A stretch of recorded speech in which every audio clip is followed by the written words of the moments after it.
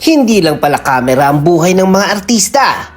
Dahil sa likod ng kanilang kasikatan, may mga tagong paraiso silang ginawa. Mga resort na parang eksena sa pelikula, pero pwede mong puntahan sa totoong buhay. May mga lugar dito na sobrang exclusive. May ilan na surprisingly affordable. At may isa na kapag nakita mo, mapapatanong ka kung nasa Pilipinas pa ba talaga to? Sa video na to, bibisitahin natin ang pinakamagagandang resorts ng mga sikat na artista sa Pilipinas. At bawat isa may sariling kwento, style at experience na hindi mo basta makikita kahit saan. Kaya game! Mr. D. Number 12. River Garden, Kalumpit, Bulacan. Pagmamay-ari ni Marjorie Barreto. Isang oras na drive lang mula sa Manila, matatagpuan mong River Garden sa Kalumpit, Bulacan. Itong rest house ng mag-inang Marjorie at Julia Barreto na ngayon ay ino-open nila sa publiko bilang Airbnb. May gazebo na may tanawin ng Angat River. May kwartong pinangalan sa bulaklak at isang open kitchen. Pinapagandang modern Filipino vibe nito ng pawid roofs, bamboo at copy shells windows. Plus, mga antigong furniture at painting na minana pa ng pamilya Barreto. Kung naghahanap ka ng staycation na puno ng heritage, charm at nature, swak sa'yo to. Estimated rate, humigit kumulang 30,000 pesos per night. Number 11. Casa Galura, Baler, Aurora. Pagmamay-ari ni Glyza De Castro. Sa Surfers Paradise naman tayo pumunta. Ang singer-actress ay may sariling bed and breakfast sa Baler at nagngangalang Casa Galura. Ang bahay na binuksan noong Pebrero 2023 ay may dalawang malalaking kwarto na may bunk beds at pull-out beds at maraming toilets at showers. May pool workout area at rooftop access, kaya swak sa barkada o pamilya na naghahanap ng bonding activities. Walking distance lang ang rice fields at town proper. 15 minutes lang ang Sabang Beach, kaya napaka-strategic para sa surfing adventures. Estimated rate, nagsisimula sa humigit kumulang 9,000 pesos per night. At number 10. Cabana Yasi sa Antipolo, pagmamay-ari ni Yasi Pressman. Hindi ito sa dagat kundi sa Antipolo. Ang kabanang ito ay napakaganda. May 4 na bedrooms at 4 na bathrooms, swimming pool, gym, malawak na patio at movie room. Pwedeng mag-host ng 8 to 14 guests, kaya perfect para sa family reunion o barkada getaway. May full kitchen, dining room, office space at climbing wall. Isang bahay na kumpleto ang amenities at puno ng positive energy ayon kay Yasi. Estimated rate, karaniwang nasa 29,600 pesos hanggang 35,000 pesos per night. Depende sa petsa at promo. At number 9, Soler Seaside Resorts, Balayan, Batangas. Pag-aari ni Robin Da Rosa at Mafi Soler. Alam nyo ba si Robin Da Rosa ng 90s at ang kanyang asawa na si Mafi ay may beach front resort? Ito ang Soler Seaside Resort sa Balayan, Batangas. Nag-o-offer ng mga bungalows para sa pamilya. May malawak na common at dining area na may long tables para sa salo-salo.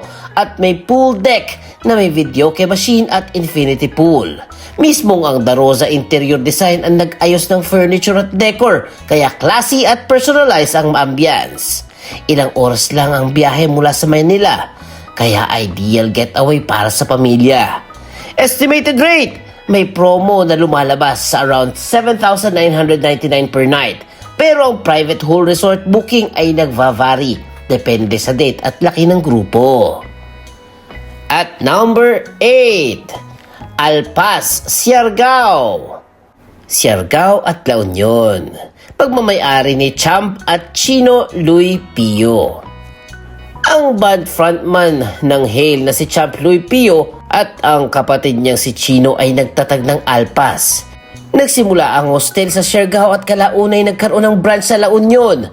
Ang pangalan na Alpas ay nangangahulugang maging malaya. Sinasalamin ang mission nila na magbigay sa guests ng kalayaan at laid-back vibe. Sa Siargao, may private room at dorm-style accommodation kasama ang mga pinaka-inspired huts at pinangalanan mula sa kanilang ina. Merong cafe at common area na nagko-combine ng hotel at coffee shop. Perfect ito para sa surfers at backpackers na naghahanap ng affordable at stylish na stay. Estimated rate? Nagsisimula ito around 575 pesos para sa bunk bed at mga 3,450 para sa private room. Number 7. Casa Esperanza, Lucban, Quezon. Pagmamay-ari ni Shasha Padilla at Conrad Onglao. Kung gusto mo ng rustic countryside escape, bisitahin mo ang Casa Esperanza sa Lucban. Itong weekend home ni Divine Diva, Shasha Padilla at ng kanyang partner. Modern rustic ang design at may malaking forest garden at planong farm. 3 kasitas ang inuupahan sa Airbnb. Bawat isa ay may air-conditioned bedrooms at ensuite bath at may common kitchen. Alfresco, dining areas at infinity pool na nakaharap sa forest. Halatang hilig nila ang nature sa Capiz. Halatang hilig nila sa nature, Capiz details, kahoy na textures at mga balcony na may tanawin ng bundok. Estimated rate? It's around 19,600 per night. Bagamat nagkaroon din ito ng special promo. Number 6. Harlan Beach Villa, Boracay. Pag-aari ni Heart Evangelista. Sa Boracay, may Balinese-inspired hideaway. Ang Harlan Beach Villa na pagmamay-ari ni Heart Evangelista. Matatagpuan sa dulo ng Station 1 at nag-o-offer ng 2 kasitas at 2 master's bedroom na may king-size bed. At syempre may sariling banyo. May infinity pool na overlooking sa beachfront. Ang villa ay may shared living at dining rooms, private chef at butler, plated breakfast at airport transfer. Balinese ang design. Ang raw materials, wood at stone accents. Pwede mong rentahan ng eksklusibo ang buong villa para sa intimate at elegant holiday. Estimated rate, karaniwang nagsisimula sa 9,000 pesos hanggang 12,345 per night. Number 5. Hayati Private Resort, Botolan, Zambales. Pagmamay-ari ni Gerald Anderson. Ito ay may luntiang hardin, cottages, basketball court, outdoor gym, swimming pool at bar. May pet-friendly accommodations para sa hanggang 25 guests. May magandang glass house suite, mga bonfire spot at river camp kung saan pwedeng mag-kayak at mag-canoe. Pinatatakbo ito ng pamilya Anderson at open sila sa corporate retreats at private celebrations. Siguradong relax ang stay mo dito. Estimated rate, 25,000 pesos per night on weekdays at around 30,000 per night on weekends. At number 4, Motel Mambo, San Juan, La Union. Pagmamay-ari ni Rico Blanco. May surf hostel si Rico. Noong January 2025, binuksan niya ang Motel Mambo sa Urbis Tondo, San Juan, La Union. Nilalaman nito ang mga couple at family love rooms na may aircon at ensuite bathrooms, pet-friendly at may 24-hour reception. Tranquil ang atmosphere, may comfy couches, colorful furnitures at tropical landscaping para talaga kang nasa Mambo Paradise. Room rates, 3,860 para sa couple loft at 6,880 pesos para sa family loft. Sulit na sulit lalo na't malapit ka na sa surf break ng Urbis Tondo. At number 3, El Serene Boutique Resort at Villa Siren, sa Baler at Batangas. Pagmamay-ari ni Sam Pinto. Siya ay may dalawang properties, ang El Serene Boutique Resort sa Baler at ang Villa Siren sa Calaca, Batangas. Binuhos niya ang lahat ng ipon niya para sa 3.5 hectare El Serene Resort sa Baler. May deluxe at superior rooms, white cabins at jacuzzi lounge pool, at nag-host sila ng beach weddings. Nagbibigay din sila ng surfing lessons para sa mga guests. Ang Villa Siren naman ay isang coastal chic 3-bedroom retreat na may mountain views. Both properties ay may pet-friendly at perfect para sa family surfers. Sabi ni Sam, gusto niyang ibahagi ang kanyang beach paradise at hindi lang basta investment, kundi fulfillment ng kanyang pangarap.